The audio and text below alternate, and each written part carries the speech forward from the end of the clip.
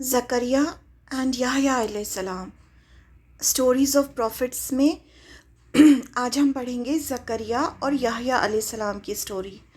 نحمدہ و نصلی علی رسولہ الکریم، اما بعد، واعوذ باللہ من الشیطان الرجیم، بسم اللہ الرحمن الرحیم۔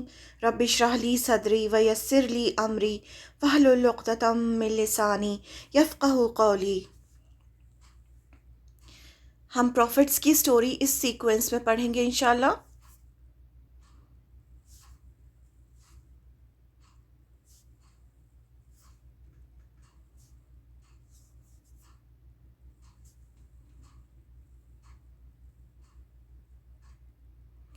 پروفٹ زکریا اینڈ یحییٰ علیہ السلام۔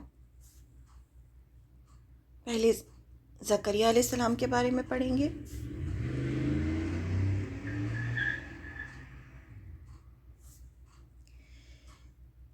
پارہ نمبر 3 سورہ آل عمران، آیت نمبر 33 میں اللہ تعالیٰ فرماتے ہیں، 33 اینڈ 34 میں اللہ تعالیٰ فرماتے ہیں، بسم اللہ الرحمن الرحیم۔ بے شک اللہ تعالیٰ نے تمام جہان کے لوگوں میں سے آدم علیہ السلام کو، نوح علیہ السلام کو اور ابراہیم علیہ السلام کے خاندان اور عمران کے خاندان کو منتخب یعنی چن لیا، منتخب فرما لیا۔ یعنی یہ 4 خاندانوں کا اللہ تعالیٰ نے ذکر کیا کہ اللہ تعالیٰ نے ان کو چن لیا، آدم علیہ السلام، نوح علیہ السلام، ابراہیم علیہ السلام اور عمران کے خاندان کو اللہ تعالیٰ نے چن لیا کہ یہ سب آپس میں ایک دوسرے کی نسل سے ہیں اور اللہ تعالیٰ سنتا جانتا ہے۔ یعنی آدم علیہ السلام، نوح علیہ السلام، ابراہیم علیہ السلام اور عمران کا ذکر ہوا ہے یہاں پر، یہ سب ایک دوسرے کے خاندان سے ہیں۔ تو ہم یہاں سے شروع کریں گے انشاءاللہ۔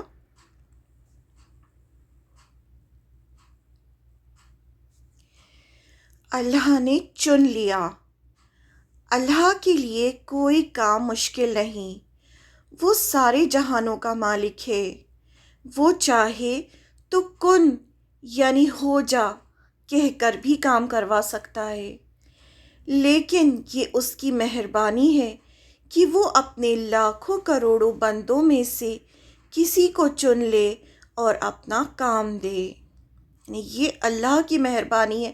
اگر ہم کوئی اللہ کا کام کر رہے ہیں تو یہ اللہ کی ہم پر مہربانی ہے کہ وہ ہم سے کام لے رہا ہے، ورنہ وہ تو صرف کن کہہ کر بھی کام کروا سکتا ہے۔ یعنی کن فیکون، وہ کہتا ہے کن ہو جا، فیکون تو وہ ہو جاتا ہے۔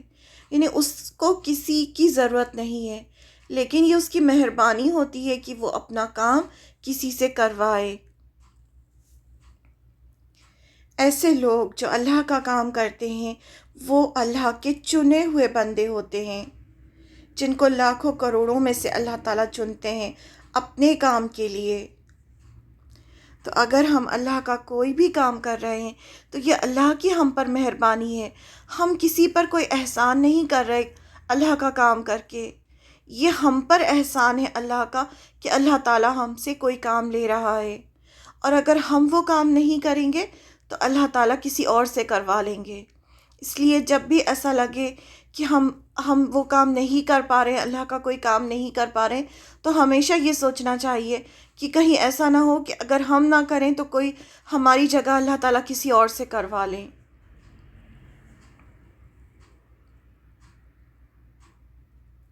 اور اللہ تعالیٰ یہ کام کس سے کرواتے ہیں؟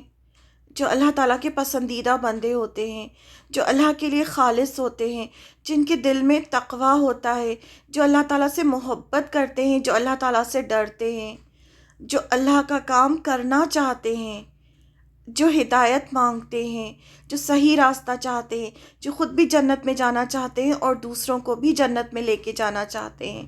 تو اللہ تعالیٰ ایسے لوگوں کو لاکھوں کروڑوں لوگوں میں سے چن لیتے ہیں۔ اللہ نے انسان کو بنایا لیکن دنیا میں ایسے ہی بھٹکنے کے لیے نہیں چھوڑ دیا۔ اپنے چنے ہوئے بندوں کو اپنا پیغامبر بنا کر لوگوں کے پاس بھیجا تاکہ وہ انہیں زندگی میں جینے کا صحیح راستہ دکھائیں، جس سے انسان دنیا میں بھی کامیاب ہو اور آخرت میں بھی اسے اللہ کی رضا اور جنت ملے۔ یعنی انسان، اللہ تعالیٰ نے دنیا تو بنائی ہے لیکن انسان کو ایسے ہی بھٹکنے کے لیے نہیں چھوڑ دیا۔ اللہ تعالیٰ نے وقت وقت پر پیغامبروں کو بھیجا، اور پیغامبر اللہ تعالیٰ کے چنے ہوئے بندے ہوتے تھے۔ وہ لوگوں کو صحیح راستہ دکھاتے تھے، اللہ کے حکم سے اللہ کا پیغام لوگوں تک پہنچاتے تھے، اور خود بھی کوشش کرتے تھے کہ وہ بھی جنت میں جائیں اور لوگوں کو بھی اپنے ساتھ جنت میں لے کر جائیں تاکہ اللہ کی رضا اور جنت حاصل ہو۔ اب پیغمبروں کا سلسلہ ختم ہو گیا ہے، لیکن اللہ تعالیٰ نے امت مسلمہ کو چنا ہے۔ امت مسلمہ کے ہر ایک انسان کا وہی کام ہے جو پیغمبروں کا ہوتا تھا۔ ہمیں آپ صلی اللہ علیہ وسلم کے مشن کو آگے لے کے جانا ہے، ہمیں قرآن کو خود بھی پڑھنا ہے، دوسروں کو بھی پڑھانا ہے، پوری دنیا کو پڑھانا ہے، پوری دنیا کو اپنے ساتھ لے کے چلنا ہے۔ تو اتنا بڑے مشن کے ساتھ اللہ نے امت مسلمہ کو چنا ہے۔ لیکن سب سے پہلے اللہ تعالیٰ نے کس کو چنا تھا؟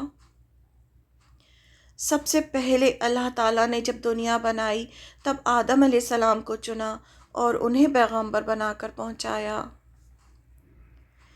ہر ایک کو اللہ نے بنایا، لیکن کچھ لوگوں کو اللہ نے خاص فضیلت دی، اہمیت دی، عزت دی۔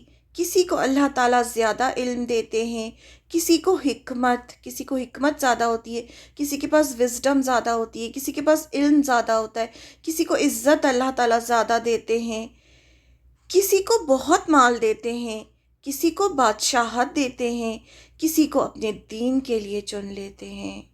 یہ اللہ کی تقسیم ہے، یہ اللہ کا فیصلہ ہوتا ہے جو ہر بندے کو قبول کرنا چاہیے اور کسی سے جلن حسد نہیں کرنا چاہیے، کیونکہ یہ اللہ کی تقسیم ہوتی ہے کہ اللہ تعالیٰ جس کو چاہے جو چیز عطا فرمائے۔ سب سے پہلے اللہ تعالیٰ نے حضرت آدم علیہ السلام کو اپنے ہاتھ سے بنایا، ان میں اپنی طرف سے روح پھونکی، ہر چیز کے نام انہیں سکھائے، فرشتوں سے سجدہ کروایا، جنت میں انہیں بسایا، بہترین لباس عطا کیا، پھر اپنی حکمت کے اظہار کے لیے زمین پر اتارا، انہیں نبوت دی، انہیں لوگوں کی رہنمائی کے لیے بھیجا۔ لوگوں کی ہدایت کا کام انہی سے شروع ہوا۔ سب سے پہلے جو اللہ تعالیٰ نے جن کو اپنا پیغمبر بنا کر بھیجا وہ حضرت آدم علیہ السلام تھے، اور ان کو بہت ساری فضیلتیں عطا فرمائیں کہ انہیں اپنے ہاتھ سے بنایا، پھر ان میں روح پھونکی، ان کو دنیا کا سارا علم دیا، فرشتوں نے ان کو سجدہ کیا، انہیں جنت کا لباس عطا کیا گیا، پھر ان سے حوا علیہ السلام کو پیدا کیا، تو اتنی ساری فضیلت دے کے انہیں دنیا میں بھیجا، اپنے کام کے لیے چنا۔ پھر جب زمین میں لوگ اللہ کو بھول کر بت پرستش کرنے لگے تو نوح علیہ السلام کو بہت لمبی عمر دے کر سب سے پہلے رسول بنا کر بھیجا۔ آدم علیہ السلام نبی تھے، لیکن نوح علیہ السلام سب سے پہلے رسول تھے۔ رسول بنا کر نوح علیہ السلام کو بھیجا، انہیں چنا، انہیں 950 سال لوگوں کو انہوں نے 950 سال لوگوں کو اللہ کی طرف بلایا۔ حضرت نوح علیہ السلام نے دن رات چھپ کر کھل کر اللہ کی طرف دعوت دی، لیکن قوم نے ایک نہ سنی۔ پھر جب ان کی قوم نے سرکشی کی، پیغمبر کی ہدایت پر عمل نہ کیا، تو نوح علیہ السلام کے فرما برداروں کے سوا باقی سب کو پانی میں ڈبو کر ختم کر دیا گیا۔ پھر جو بچے انہی سے دنیا آگے چلی۔ آدم علیہ السلام کے بعد پھر اللہ تعالیٰ نے نوح علیہ السلام کا ذکر کیا ہے۔ اس کے بعد اللہ تعالیٰ نے ابراہیم علیہ السلام کو چنا، ان کے خاندان کو چنا، انہیں اپنا دوست کہا۔ باقی جتنے بھی پیغمبر ہوئے اللہ تعالیٰ نے انہی کی اولاد میں سے بھیجے۔ آپ صلی اللہ علیہ وسلم بھی حضرت ابراہیم علیہ السلام کے بیٹے حضرت اسماعیل علیہ السلام کی نسل سے ہوئے۔ پھر اللہ تعالیٰ نے حضرت عمران کے خاندان کو چنا۔ فیملی آف عمران، اسی سے سورہ کا نام سورہ آل عمران ہے۔ آل کا مطلب ہوتا ہے فیملی، فیملی آف عمران۔ سورہ کا نام ہی ہے فیملی آف عمران، آل عمران، آل عمران، آل یعنی فیملی، فیملی آف عمران۔ تو اس کے بعد اللہ تعالیٰ نے ان کی فیملی کو اپنے کام کے لیے چنا۔ پھر اللہ نے حضرت عمران کے خاندان کو بھی چنا۔ حضرت عمران حضرت مریم سلام علیہا کے والد تھے۔ حضرت عمران کون تھے؟ حضرت مریم، حضرت مریم جو عیسیٰ علیہ السلام کی والدہ تھیں، ان کے والد تھے۔ تو حضرت عمران حضرت عیسیٰ علیہ السلام کے نانا تھے اور داؤد علیہ السلام کی نسل سے تھے، اور یہ بہت نیک انسان تھے۔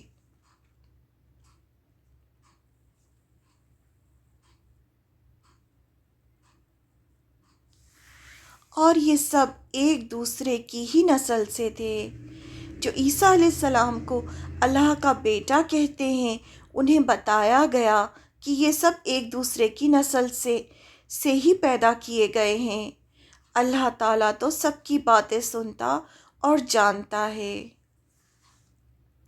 ہمیں پتہ ہے کہ کرسچنز کا ایک ڈیلیگیشن نجران سے آپ صلی اللہ علیہ وسلم کے پاس آیا تھا، تب سورہ آل عمران نازل ہوئی تھی اور یہ آیتیں نازل ہوئی تھیں، اور اس میں عیسیٰ علیہ السلام کا قصہ بیان ہوا تھا۔ تو یہ عیسیٰ علیہ السلام کے نانا تھے حضرت عمران۔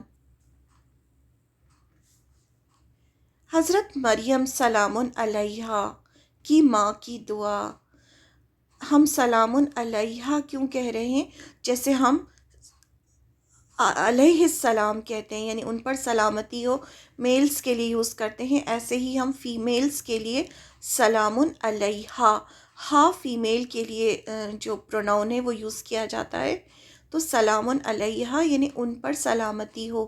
حضرت مریم علیہ السلام نہیں بولیں گے، حضرت مریم سلام علیہا بولیں گے، کی ماں کی دعا۔ اب ہم یہاں سے شروع کریں گے ان کی سٹوری۔ حضرت عمران کی بیوی کا نام حنہ بنت فاقوس تھا۔ حضرت عمران جو مریم سلام علیہا کے والد تھے، ان کی بیوی کا نام حنہ بنت فاقوس تھا۔ ان کی کوئی اولاد نہیں تھی اور بہت سال گزر گئے تھے، ان کی اولاد نہیں تھی۔ ایک دن انہوں نے ایک چڑیا کو دیکھا کہ وہ اپنے بچوں کے منہ میں دانہ ڈال رہی ہے۔ یہ دیکھ کر انہیں اولاد کی شدید خواہش ہوئی۔ اللہ تعالیٰ سے اسی وقت دعا کی اور خلوص کے ساتھ اللہ کو پکارا۔ اللہ نے بھی ان کی دعا فوراً قبول فرما لی اور اسی رات انہیں حمل ٹھہر گیا۔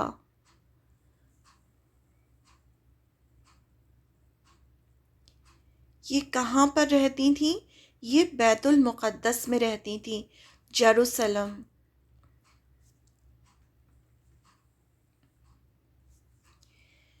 جب حمل ٹھہرا اور انہیں یقین ہو گیا تو انہوں نے نظر مانی کہ اللہ تعالیٰ مجھے جو اولاد دے گا اسے میں بیت المقدس کی خدمت کے لیے اللہ کے نام پر اپنے آپ سے آزاد کر دوں گی۔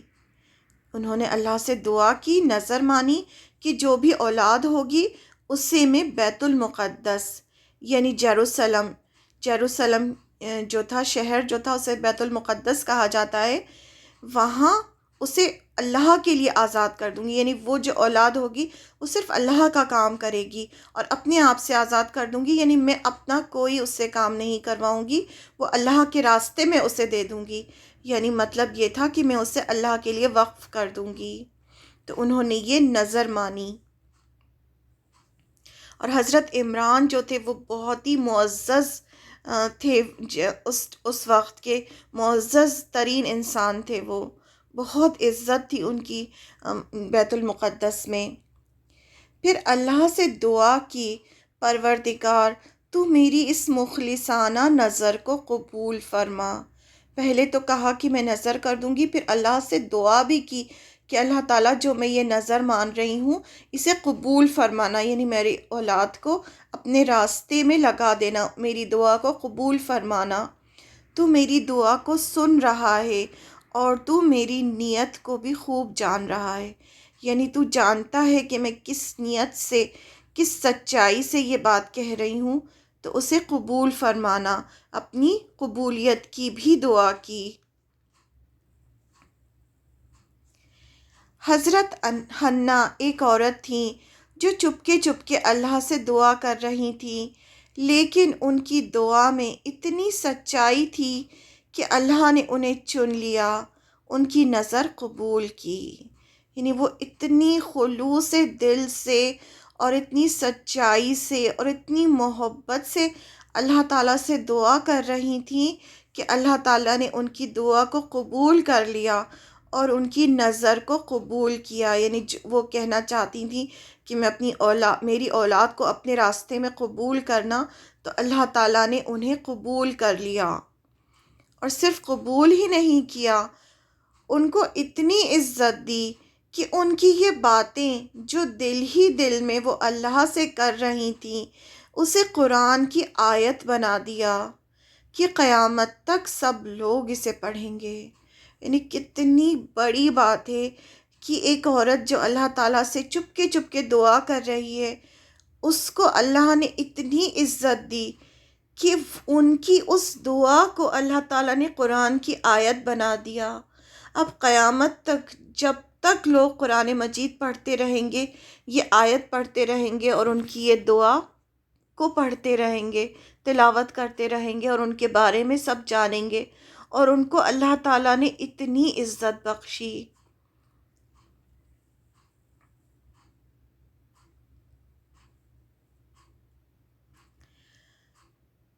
اب ان کے ہاں اولاد پیدا ہوئی۔ جب اولاد پیدا ہوئی تو وہ لڑکی تھی۔ جب بچی پیدا ہوئی تو فوراً انہوں نے اس بچی کو اور ساتھ ہی بچی کی ہونے والی اولاد کو ان الفاظ کے ساتھ شیطان مردود سے اللہ کی پناہ میں دیا۔ یعنی جیسے ہی بچی پیدا ہوئی تو انہوں نے اس بچی کو اور اس بچی کی ہونے والی اولاد کو ان الفاظ کے ساتھ شیطان سے اللہ کی پناہ میں دیا۔ یعنی یہ دعا ہے جو ہمیں بھی جب بچہ پیدا ہو تو یہ دعا پڑھنی چاہیے۔ یہ پارہ نمبر 3 سورہ آل عمران کی آیت نمبر 36 میں اس دعا کا ذکر ہے۔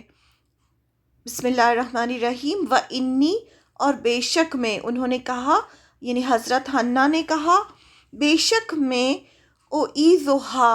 میں پناہ میں دیتی ہوں اس سے، پناہ میں دیتی ہوں۔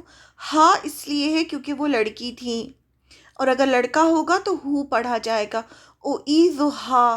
میں پناہ میں دیتی ہوں اس سے، بیکا تیری، یعنی اللہ کی پناہ میں دیتی ہوں اس سے، وَذُرِّيَّتَہا، اور اس کی اولاد کو بھی، یعنی اس بچی کی جو اولاد ہوگی اسے بھی، یعنی ابھی تو صرف بچی پیدا ہوئی ہے لیکن انہیں اس بچی کی اولاد کی بھی فکر ہے کہ اس کی جو بچی کی جو اولاد پیدا ہوگی اسے بھی میں پناہ میں دیتی ہوں، من الشیطانی، شیطان سے، الرجیمی، جو مردود ہے۔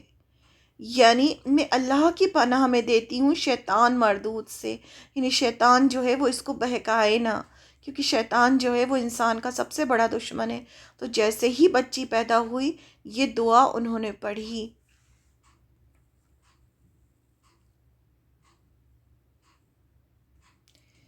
وہ جانتی تھیں کہ شیطان انسان کا کھلا دشمن ہے، اس لیے انہوں نے فوراً کہا کہ میں اس بچی کو اور اس کی ہونے والی اولاد کو شیطان سے اللہ کی پناہ میں دیتی ہوں۔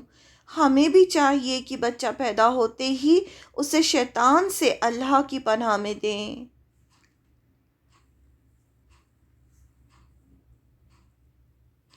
شیطان کون ہے؟ شیطان انسان کا بہت بڑا دشمن ہے، اور وہ کیا چاہتا ہے؟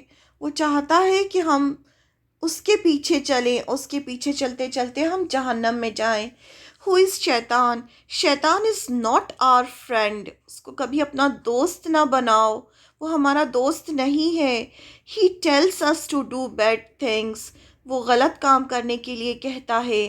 Like telling lies. جھوٹ بولنے کے لیے کہتا ہے. اور ڈس رسپیکٹنگ آر پیرنٹس. ہمارے پیرنٹس کو ڈس رسپیکٹ کرنے کے لیے کہتا ہے، یعنی کہ ان کی رسپیکٹ نہ کرو. If we do these bad things. اگر ہم یہ کام کریں گے، وی ول ناٹ گو ٹو جنہ. ہم جنہ میں نہیں جا سکتے. ہم جنہ میں کبھی نہیں جا سکتے اگر ہم اس کے پیچھے چلیں گے. پہلے یہ معلوم نہ تھا کہ لڑکا ہوگا یا لڑکی، یعنی انہیں تو احساس نہیں تھا اس بات کا کہ لڑکا ہوگا یا لڑکی. انہوں نے تو اپنے جو بھی بچہ پیدا ہوگا اسے اللہ کی نظر کر دیا تھا. لیکن جب پیدا ہوئی، جب بیٹی پیدا ہوئی تو دیکھا کہ لڑکی ہے.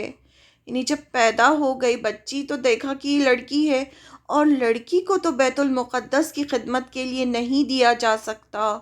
تو پریشان ہو کر اللہ سے کہنے لگی، یعنی اب ان کو فکر ستانے لگی کہ یہ تو بیٹی پیدا ہوئی ہے.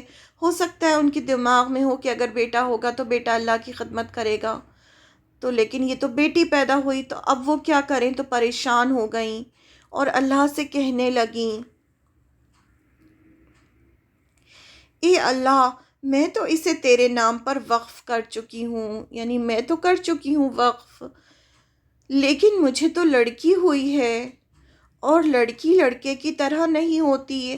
یعنی لڑکی تو حیا ہوتی ہے لڑکی کے اندر، اور وہ کس طرح سے اللہ کا کام کرے گی. تو وہ تھوڑی پریشان ہو گئیں، یعنی لڑکی وہ کام نہیں کر سکتی جو لڑکا کر سکتا ہے.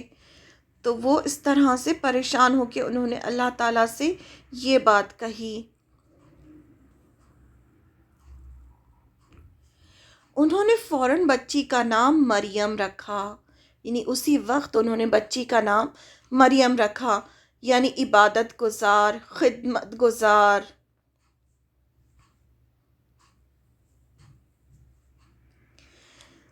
اللہ تعالیٰ جانتے تھے کہ لڑکی لڑکے کی طرح نہیں ہوتی.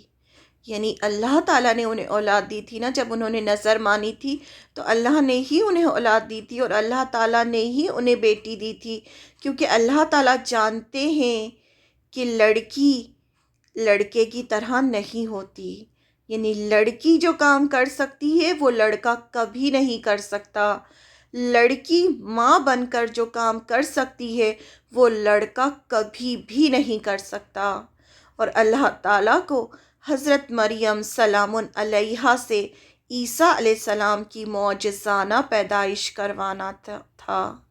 یعنی پیدائش کروانی تھی ان کو، اس لیے اللہ تعالیٰ نے انہیں بیٹی دے کے انہیں قبول کیا. یعنی مریم سلام علیہا کیا کرنے والی تھی، ان سے اللہ تعالیٰ ان کو کیسے قبول کرنے والے تھے. ان سے اللہ تعالیٰ عیسیٰ علیہ السلام کی معجزانہ پیدائش کروانے والے تھے. تو اللہ تعالیٰ نے ان کو اس کام کے لیے چنا تھا، اور جو لڑکی کام کر سکتی ہے وہ لڑکا کبھی نہیں کر سکتا. اس لیے اللہ تعالیٰ نے انہیں بیٹی دی تھی.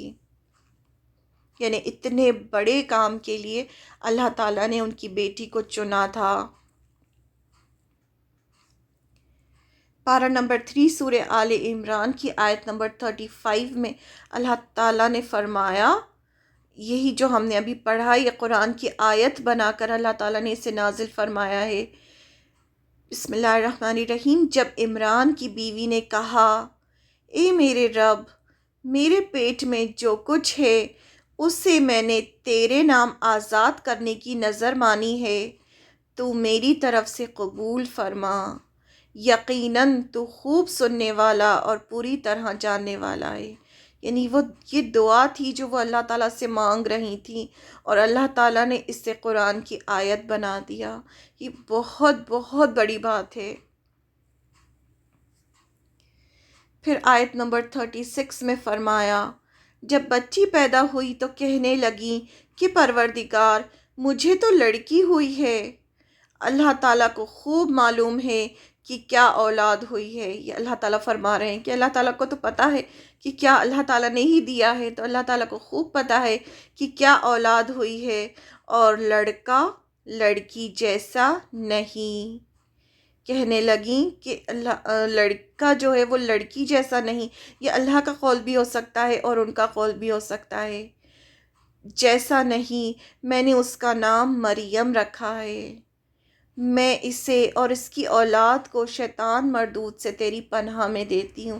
آپ سوچیں کہ یہ ساری باتیں وہ اللہ تعالیٰ سے کر رہی ہیں، اور یہ ساری باتیں جو ہیں اللہ تعالیٰ نے ایک کے بعد ایک آیت بنا کر قرآن میں اتارا ہے۔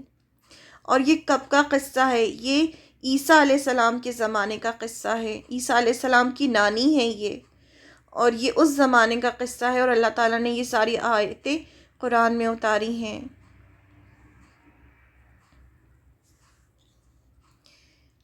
اب زکریا علیہ السلام کون تھے؟ ہم تو زکریا علیہ السلام کی سٹوری پڑھ رہے ہیں نا۔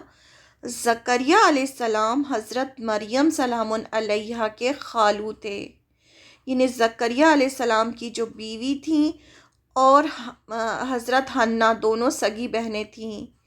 تو حضرت زکریا علیہ السلام جو تھے اپنے وقت کے پیغمبر تھے، اور حضرت مریم سلام علیہا کے خالو تھے۔ آپ صلی اللہ علیہ وسلم نے آپ صلی اللہ علیہ وسلم سے اللہ تعالیٰ نے فرمایا کہ زکریا علیہ السلام کی سچی کہانی لوگوں کو بتائیے، یعنی قرآن مجید میں اللہ تعالیٰ نے آیت میں فرمایا کہ آپ صلی اللہ علیہ وسلم سے فرمایا کہ زکریا علیہ السلام کی سچی کہانی لوگوں کو بتائیے۔ حضرت زکریا، حضرت یحییٰ، حضرت عیسیٰ، حضرت الیاس علیہ السلام سب نیک لوگوں میں سے تھے۔ یہ اللہ تعالیٰ نے فرمایا کہ یہ سب جو تھے وہ نیک لوگوں میں سے تھے، اور ان کا قصہ سب کو بتائیے۔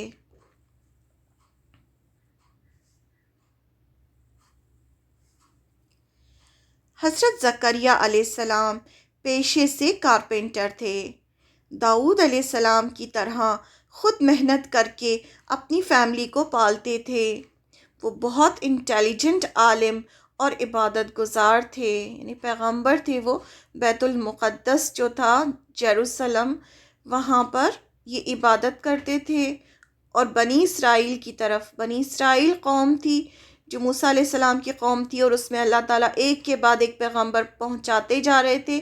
تو زکریا علیہ السلام بھی بنی اسرائیل کی طرف پیغمبر بنا کر بھیجے گئے تھے، اور بیت المقدس جو جگہ تھی جہاں پر عبادت کی جاتی تھی اللہ تعالیٰ کی، وہاں اور بھی بہت سارے عالم تھے، وہاں پر زکریا علیہ السلام بھی عبادت کرتے تھے اور لوگوں کی رہنمائی کرتے تھے۔ آپ حضرت مریم سلام علیہا کے خالو تھے، یعنی آپ کے خالو تھے۔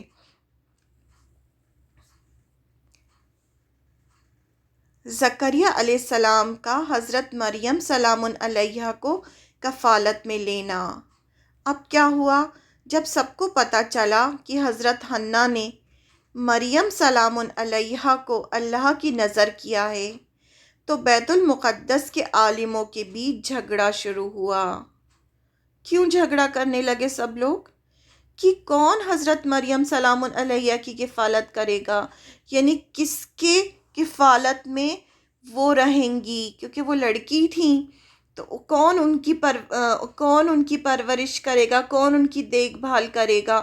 سب کے بیچ میں جھگڑا شروع ہو گیا، کیونکہ حضرت عمران جو تھے وہ بہت ہی زیادہ معزز انسان تھے، اور سب کو جب پتہ چلا کہ ان کی بیوی نے اپنی بچی کو اللہ کی نظر کر دیا ہے، یعنی اللہ کے راستے میں وقف کر دیا ہے، تو سب آپس میں جھگڑا کرنے لگے کہ ہم لیں گے، ہم لیں گے۔ فیصلہ یہ ہوا کہ سب اپنی قلم پانی میں ڈالیں گے، جس کی قلم الٹی ڈائریکشن میں بہے گی وہ حضرت مریم سلام علیہا کی کفالت کرے گا۔ یعنی انہوں نے فیصلہ اللہ سے چاہا کہ ہم اپنی قلمیں ڈالیں گے، اور جس کی قلم بھی الٹی ڈائریکشن میں جائے گی وہ ان کی کفالت کرے گا۔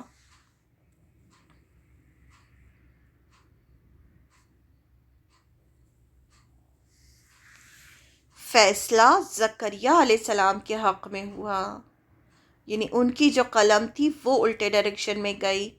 اللہ تعالیٰ آپ صلی اللہ علیہ وسلم سے فرماتے ہیں کہ یہ سب غیب کی خبریں ہیں جو ہم آپ کو دے رہے ہیں۔ غیب یعنی انسین، انسین چیزیں آپ نے نہیں دیکھا، کیونکہ آپ وہاں موجود نہیں تھے جب وہ مریم سلام علیہا کی کفالت کو لے کر جھگڑ رہے تھے اور اپنی قلمیں ڈال رہے تھے۔ یہ اللہ تعالیٰ نے آپ صلی اللہ علیہ وسلم سے فرمایا کہ آپ اس جگہ پر موجود نہیں تھے جب وہ آپس میں جھگڑ رہے تھے حضرت مریم سلام علیہا کی کفالت کو لے کر، اور جب وہ اپنی قلمیں ڈال رہے تھے، یعنی قلم ڈال رہے تھے پانی میں، جب آپ وہاں موجود نہیں تھے، اور یہ خبریں آپ کو اللہ تعالیٰ کی طرف سے دی جا رہی ہیں۔ سورہ آل عمران آیت نمبر 44 میں اس کے بارے میں فرمایا اللہ تعالیٰ نے، یہ غیب کی خبروں میں سے ہے جسے ہم تیری طرف وحی سے پہنچاتے ہیں، تو ان کے پاس نہ تھا جب کہ وہ اپنی قلم ڈال رہے تھے کہ مریم کو ان میں سے کون پالے گا، اور نہ تو ان کے جھگڑے کے وقت ان کے پاس تھا۔ یعنی آپ صلی اللہ علیہ وسلم سے فرمایا جا رہا ہے یہ۔ اللہ نے حضرت مریم سلام علیہا کو قبول کیا۔ حضرت مریم سلام علیہا کو اللہ تعالیٰ نے قبول فرمایا اور ان کی دیکھ بھال بیت المقدس میں زکریہ علیہ السلام کرنے لگے۔ اب زکریہ علیہ السلام نے ان کو اپنی کفالت میں لیا اور ان کی دیکھ بھال کرنے لگے۔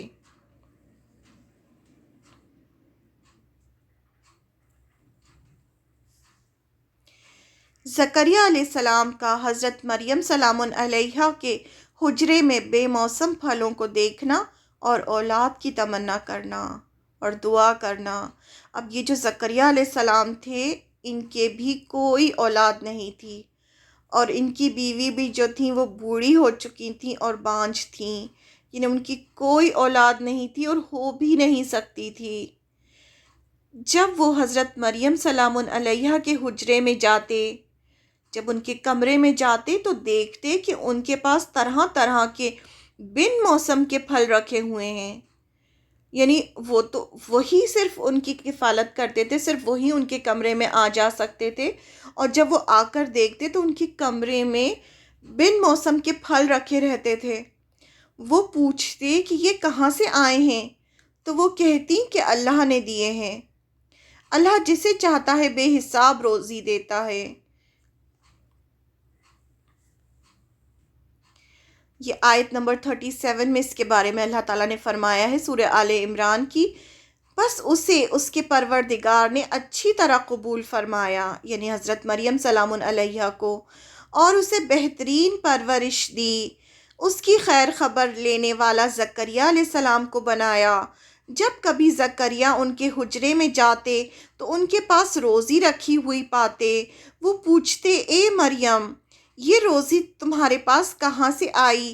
وہ جواب دیتی کہ یہ اللہ کے پاس سے ہے، بے شک اللہ تعالیٰ جسے چاہے بے شمار روزی دے بغیر حساب کے، یعنی روزی دینے والا صرف اللہ ہے، وہ جسے چاہے بے حساب دیتا ہے۔ زکریہ علیہ السلام کی عمر کی آخری منزل آ چکی تھی، یعنی زکریہ علیہ السلام بہت بوڑھے ہو چکے تھے، اور آپ کی بیوی بھی بانجھ تھیں۔ ساری زندگی گود اولاد سے خالی رہی، یعنی ان کی کوئی اولاد نہیں تھی، لیکن مریم سلام علیہا کے حجرے میں کرامات دیکھ کر آپ کے ذہن میں اچانک آیا کہ جو اللہ تعالیٰ اس بات پر قادر ہے کہ ظاہری اسباب کے بغیر ہر روز تر و تازہ پھل حجرے میں پہنچا سکتا ہے، یعنی وہ پھر اولاد بھی دے سکتا ہے، تو انہیں بس وہ پھلوں کو دیکھ کے ایک دم خواہش ان کے اندر بہت زیادہ خواہش ہوئی کہ وہ یقیناً اس بات پر بھی قادر ہے کہ مجھے اس آخری عمر میں کہ مجھے اولاد کی نعمت عطا کر دے۔ یعنی وہ تو اتنے بوڑھے تھے، ان کی بیوی بھی بوڑھی تھیں، بانجھ تھیں، سب کچھ تھا، مطلب اولاد نہیں تھی ان کی، اور اولاد ہو بھی نہیں سکتی تھی۔ ایک بانجھ عورت کے کیسے بچہ ہو سکتا ہے، اتنی بوڑھی عورت کے کیسے بچہ ہو سکتا ہے، وہ خود بھی اتنے بوڑھے تھے، لیکن بس وہ پھلوں کو دیکھ کے انہیں ایک دم بس لگا کہ اللہ تعالیٰ تو ہر چیز پر قادر ہے۔ حقیقت یہ ہے کہ دعا کرنے والے کی نظر دینے والے کی طرف ہونی چاہیے، کہ اس کے لیے کوئی کام مشکل نہیں۔ بس انہوں نے سوچا کہ اللہ تو ہر چیز پر قادر ہے، اللہ کے لیے تو کوئی کام مشکل نہیں، اللہ تعالیٰ تو بغیر اسباب یعنی ریسورسز، اب حضرت مریم سلام علیہا کے پاس کہاں سے وہ پھل آ رہے تھے؟ کسی کو نظر تو نہیں آ رہے تھے کہ وہ کہاں سے آ رہے ہیں، لیکن آ رہے تھے۔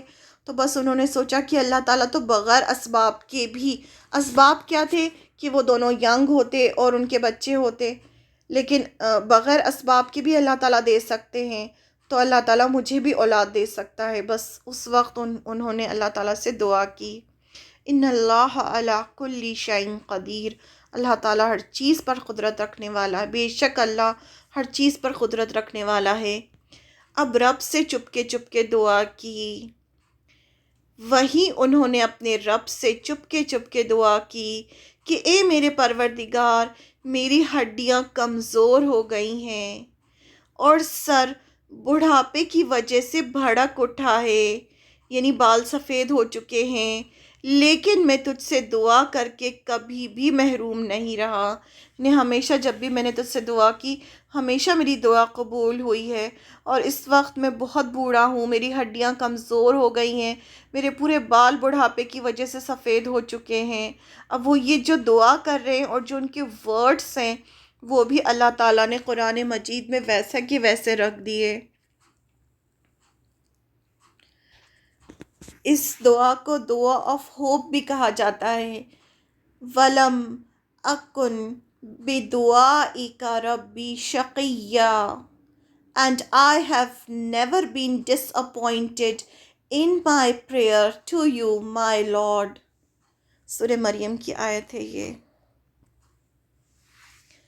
اللہ مجھے وارث عطا کر، مجھے اپنے مرنے کے بعد اپنے قرابت داروں رشتہ داروں کا ڈر ہے، میری بیوی، وہ اللہ تعالیٰ سے دعا کر رہے ہیں کہ مجھے اپنے مرنے کے بعد اپنے رشتہ داروں کا ڈر ہے، اور میری بیوی بھی بانجھ ہے، انہیں پتہ تھا کہ میری بیوی بانجھ ہے، بس تو مجھے اپنے پاس سے وارث عطا فرما۔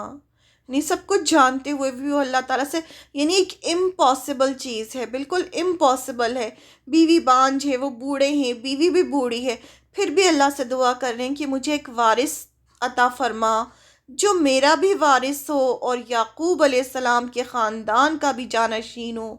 کیوں مانگ رہے تھے وہ وارث؟ ان کو کیوں چاہیے تھا؟ کیونکہ بنی اسرائیل کون ہیں؟ بنی اسرائیل یعقوب علیہ السلام کے 12 جو بیٹے تھے ان کی اولاد میں سے تھے نا، تو بنی اسرائیل کے لیے انہیں ایک پیغمبر چاہیے تھا جو ان کے بعد ان کی رہنمائی کرے، کیونکہ انہیں ڈر تھا، اپنے رشتہ داروں کا ڈر کس بات کا تھا کہ کہیں وہ بھٹک نہ جائیں، وہ پیغمبر تھے، وہ چاہتے تھے کہ سب جنت میں جائیں، اس لیے وہ چاہتے تھے، اور ان کی نظر میں بنی اسرائیل میں کوئی بھی ایسا شخص نہیں تھا جو ان کے بعد لوگوں کی رہنمائی کرے، تو اس کی انہیں بہت زیادہ فکر تھی کہ میرے بعد کون وارث ہوگا، کون اس چیز کو آگے لے کے جائے گا، کون لوگوں کی رہنمائی کرے گا، تو اس چیز کی فکر تھی، اس لیے انہوں نے اولاد مانگی اللہ تعالیٰ سے، نہ کہ اپنے لیے مانگی کہ وہ یعقوب علیہ السلام کے خاندان کا بھی جانشین ہو، یعنی وہ ان کا وارث ہو، یعنی اس قوم کو وہ آگے لے کے جائے اللہ کے راستے پر۔ بے شک تو دعا کا سننے والا ہے، اور اے میرے رب تو اسے مقبول بندہ بنا لے۔ یہ سب دعائیں ہیں جو انہوں نے اللہ سے کی تھی، اور اللہ تعالیٰ نے ان سب کو قرآن میں رکھ دیا، اور کیا کہا اللہ سے کہ تو اسے مقبول بندہ بنا لے، یعنی تو اسے قبول فرما۔ انہوں نے کہا اے میرے پروردگار، مجھے تنہا نہ چھوڑ، یعنی مجھے اکیلا نہ چھوڑ، تو سب سے بہتر وارث دینے والا ہے۔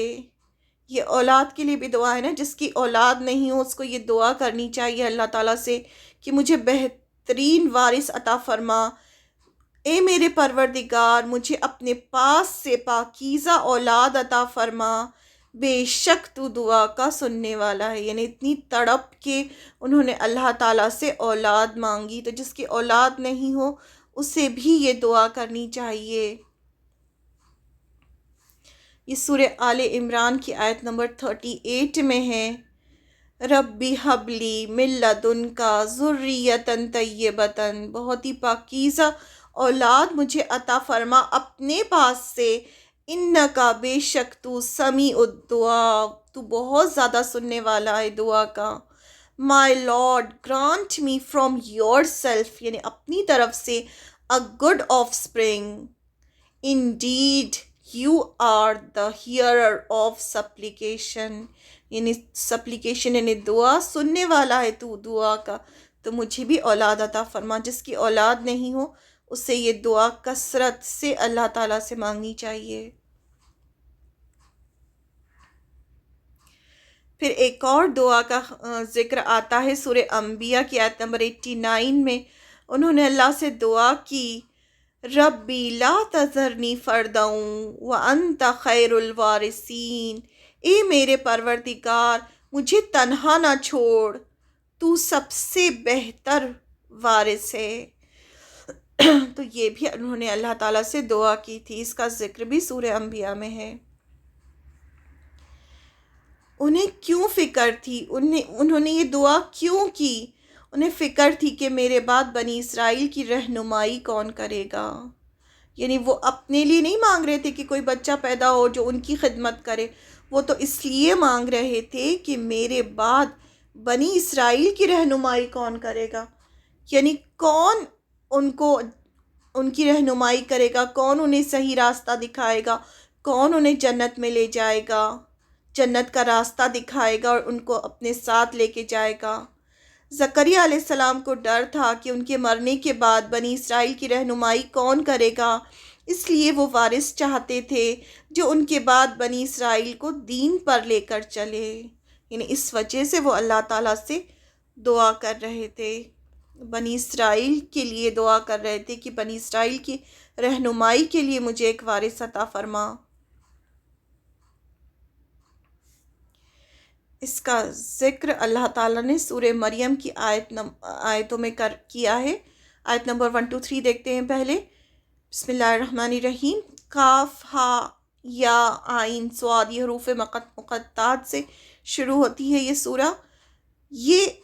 یہ ہے تیرے پروردگار کی اس مہربانی کا ذکر جو اس نے اپنے بندے زکریا پر کی تھی، یعنی اللہ تعالیٰ یہ بیان فرما رہے ہیں پورا قصہ سورہ مریم کی آیت نمبر 1 سے، جب کہ اس نے اپنے رب سے چپکے دعا کی تھی۔ اللہ تعالیٰ نے یہ بھی فرمایا کہ وہ چپکے اللہ سے دعا کر رہے تھے، اور اللہ تعالیٰ نے کس طرح سے زکریا علیہ السلام پر مہربانی کی، یہ اس کا ذکر ہے۔ پھر آیت نمبر 4 to 5 میں فرمایا کیا دعا کی انہوں نے چپکے۔ آیت نمبر 4 سورہ مریم کی کہ اے میرے پروردگار، میری ہڈیاں کمزور ہو گئی ہیں اور سر بڑھاپے کی وجہ سے بھڑک اٹھا ہے، لیکن میں تجھ سے دعا کر کے کبھی بھی محروم نہیں رہا۔ یہ بھی اللہ تعالیٰ نے سیم ان کے جو ورڈز تھے وہ آیت بنا دیے۔ مجھے اپنے مرنے کے بعد اپنے قرابت داروں کا ڈر ہے، میری بیوی بھی بانجھ ہے، بس تو مجھے اپنے پاس سے وارث عطا فرما۔ پھر آیت نمبر 6 جو میرا بھی وارث ہو اور یعقوب علیہ السلام کے خاندان کا بھی جانشین، اور میرے رب تو اسے مقبول بندہ بنا لے، یعنی اسے قبول بھی فرما تو۔ پھر سورہ انبیاء کی آیت نمبر 89 ہے، اور زکریا علیہ السلام کو یاد کرو جب اس نے اپنے رب سے دعا کی کہ اے میرے پروردگار مجھے تنہا نہ چھوڑ، اور تو سب سے بہتر وارث ہے۔ پھر سورہ آل عمران کی آیت نمبر 38 میں فرمایا اسی جگہ زکریا علیہ السلام نے اپنے رب سے دعا کی، کہا کہ اے میرے پروردگار مجھے اپنے پاس سے پاکیزہ اولاد عطا فرما، بے شک تو دعا کا سننے والا ہے۔ اب یہ آیتیں تھوڑی بکھری ہوئی ہیں تو ہم نے سب ایک جگہ اس کو کی ہیں۔ زکریا علیہ السلام کی دعا کا قبول ہونا۔ اب اللہ تعالیٰ نے زکریا علیہ السلام کی دعا کو قبول کیا۔